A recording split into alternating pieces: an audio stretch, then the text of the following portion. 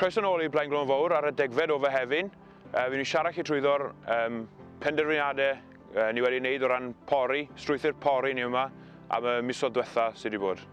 Mae wedi bod yn flwyddyn digon heriol, gyda eithafon tywydd yn twlu ni bob ffordd, ond dim un o'n nhw'n helpu lot gyda tyfiant y borfa.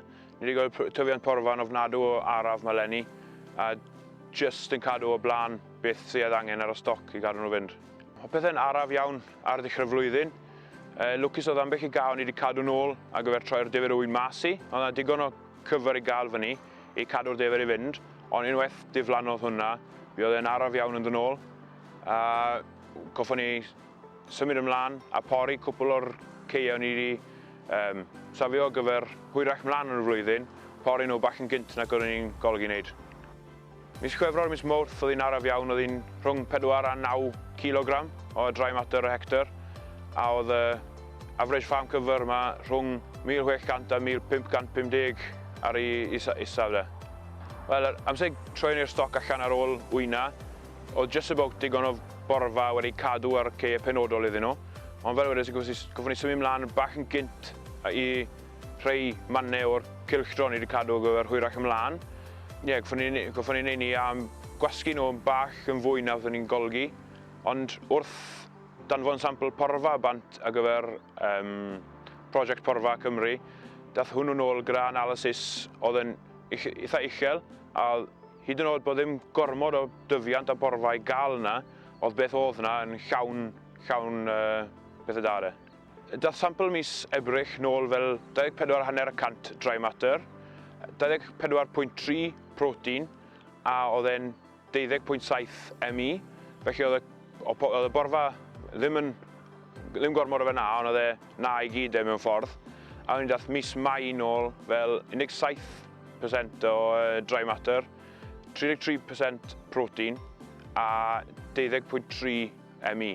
Felly ni wedi cadw'r quality na, jyst felly oedd y quantity'n bring.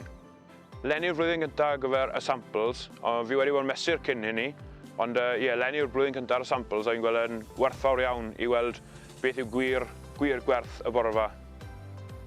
Ni wedi symud o defnyddio dwysfwyd ar gyfer y wyn ers 2 blynedd i nawr, ond mae y samples yma a'r results sy'n dod nôl jyst yn cyfiawnhau pam ni wedi gwneud e, achos mae'r porfa ni popeth i ni. Ni'n lwcus yma am Blaen Glôn, mae'n ffarm weddol o sych a'n draenon eitha da. Felly mis Mai glib oedd, ond mewn ffordd hwnna nath roi'r boost o tyfiant i ni, na'r boost cyntaf, a tyfiant mis Mai lan i 16 a 24 os fi'n gofio'n iawn.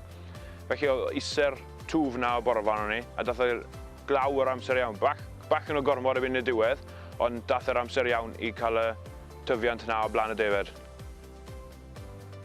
Ar hyn o bryd, fi o'r diwedd wedi cael y defed lawr i'w rotation nhw'n fod arno.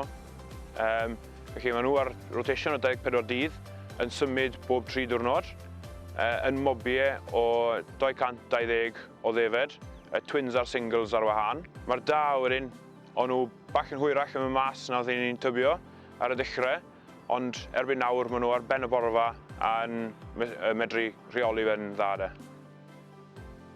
Edrych mlaen o'r misoedd nesaf, gweithio bydd y da mae'n cadw'r rheolaeth ar y deiar sydd gyda nhw. Falle wrth i'w pwysau nhw cynyddu, bydd eisiau adio cwpl o blocs extra mewn i'w rotation bach nhw. O ran y defed wedyn, ni'n mynd i cadw fynd ar y 24-day rotation nawr tan dyfnu, a bydd dyfnu'n digwydd diwedd mis Ma. Ni wedi symud dyfnu ymlaen ychydig o ddyddiau bob blwyddyn a gweld yn egoniaeth o ran cyflwr y ddafad yn mynd nôl mewn i'w hwrdd, a welon ni bach o welliant yn canran sganio leni, so mae fe yn cael effaith positif. Ond unwaith byddwn ni wedi dyfnu wedyn, bydd y defed yn cael ei defnyddio fel hoovers mewn ffordd i glai lan unrhyw le sy'n angen real trymad lawr i reseto fe mewn ffordd. Wedyn bydd y wyn trymaf yn symud ymlaen i rotation clovers coch i pesgu, a bydd yr wyn eraill yn rhedeg fel un mob gyda'i gilydd tan byddwn nhw'n cael eu cneifo diwedd mis Gorffennaf.